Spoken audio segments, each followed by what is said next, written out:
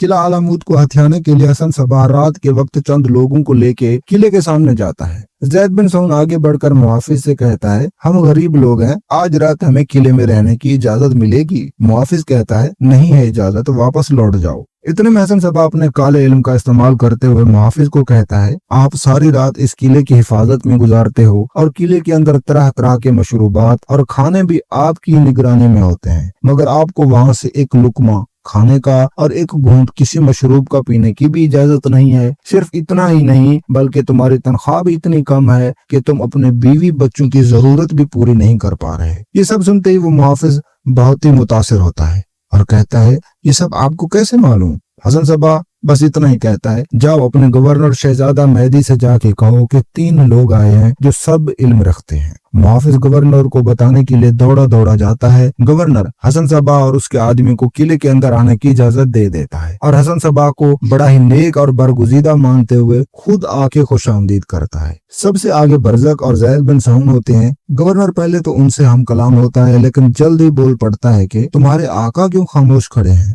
ज़ैद बिन सऊन कहता है, वो रोजे से हैं, काफी पहर गुजर गए, उन्होंने कुछ न खाया न पिया। खैर उनका रोजा कुछ देर में इफ्तार हो ही जाएगा। रोजे की हालत में होने की वजह से इजाफी कलाम करने से वो गुरेज करते हैं। गवर्नर उनकी बातों से काफी मुतासिर होता है और हसन सबाह से कहता है, आपका यहाँ आना और रहना हमारे लिए खुशी की बात होगी। इसके बाद गवर्नर अपने सिपाहियों से कहता है कि इन्हें खास खाने और कमरा पेश करो। ज़ैद बिन सऊन कहता है, हमारे आका आजाद दिल शख्सियत हैं, इन्हें खुले आसमान के तले रहना पसंद है। गवर्नर कहता है, माशाअल्लाह माशाअल्लाह, ये है सच्ची सुन्नत, मुझे ऐसे लोग बहुत ही पसंद हैं। खैर हसन सबाह और उसके साथियों को ठिकाना मिल ही जाता है। किले की 4 दीवारी में बैठे बैठे जब गवर्नर पूछता है, जनाब अभी भी आपके रोजा खोलने का वक्त नहीं आया? हसन सबाह जवाब देता है, वक्त आ गया है, आज रात सर्दी बहुत है, क्या हम आग जला सकते हैं? गवर्नर कहता है, हाँ क्यों नहीं। गवर्नर के हुक्म से आग जलाई जाती है और आग सेकने के लिए जब हसन सबाह और गवर्नर उठ के जाने लगते हैं तो इतने में एक मुहाफिज तीर पे आग लगाकर बाहर के लोगों को इशारा देने के लिए तीर फेंकता है ताकि बाहर छुपे हसन सबाह के लोग महल की तरफ हमला करने के लिए टूट पड़े। ये चाल चलने के लिए हसन सबाह का काफी पुराना प्लान था, इसीलिए वो आग वाला तीर फेंकने वाला जो मुहाफिज था वो भी हसन सबाह का आदमी होता है जो इस किले में बड़े अरसे से ड्यूटी दे रहा था। जब हसन सबाह और गवर्नर आग सेकने के लिए जा रहे होते हैं तो इतने में गवर्नर हसन सबाह से कहता है, आपसे मुलाकात करके मैंने ये महसूस किया है कि आप अल्लाह के बहुत ही नेक बंदे हैं। आप बराए मेहरबानी मेरी ऐसी रहनुमाई फरमाइए कि मैं परहेजगार बन जाऊं। मैं बहुत बड़ा गुनाहगार हूं, मैं नेकी कैसे हासिल करूं? हसन सबाह सूरह आल इमरान की आयत पढ़कर नसीहत करता है कि जब तक तुम अपनी पसंदीदा चीज से अल्लाह ताला की राह में खर्च ना करोगे हरगिज भलाई ना पाओगे, और तुम जो खर्च करो उसे अल्लाह बखूबी जानता है। गवर्नर कहता है, जनाब आपका मतलब है कि मैं पैसे का सदका खैरात करूं?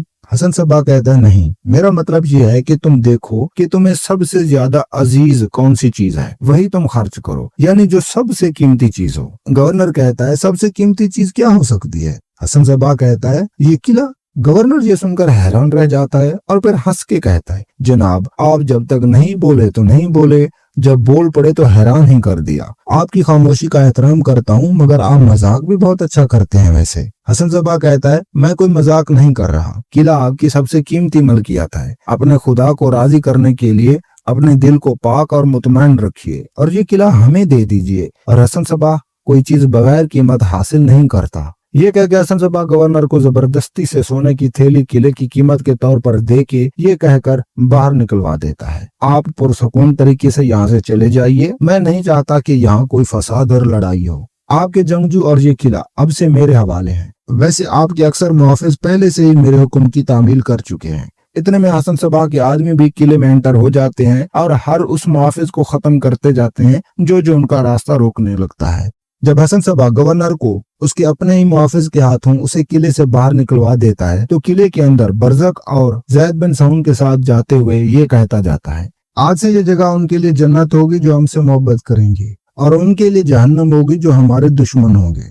यहाँ से एक नया निजाम चलेगा, यहाँ किसी गलती की कोई गुंजाइश नहीं होगी। यहाँ रहने वाला हर शख्स अपने आप से ज्यादा अपने मकसद से वफादार होगा। यहाँ से एक नई रियासत कायम होगी जिसकी हम सब खिदमत करेंगे। यहाँ जो शख्स अपनी ख्वाहिशात का पुजारी बनेगा उसके लिए मौत के सिवा कुछ नहीं और आखिरत में भी उसका ठिकाना जहन्नम होगा। चाहे वो शख्स मैं ही क्यों ना हूँ, या तुम दोनों में से कोई हुआ, या हमारी औलाद में से कोई हुआ। हसन सबा अपनी ये बात साबित भी करेगा। आगे चल के देखेंगे कि हसन सबा अपने बेटे को क्यों कत्ल करेगा। और हसन सबा की अभी तो स्ट्रगल चल रही थी, मगर अब उसका शुरू होगा असली फसाद। अब वो किसी एक शख्स के लिए नहीं बल्कि बड़ी बड़ी रियासतों के लिए मुसीबत बनेगा। और सबसे पहले जिससे वो पंगा लेगा वो होगी सल्जूकी सल्तनत, जहाँ निजामुल मुल्क और सुल्तान मलिक शाह इसके फसाद का सामना करेंगे। ये एपिसोड कैसा था कमेंट करके बताएं। वीडियो को लाइक जरूर कर देना। मिलते हैं अगली वीडियो में।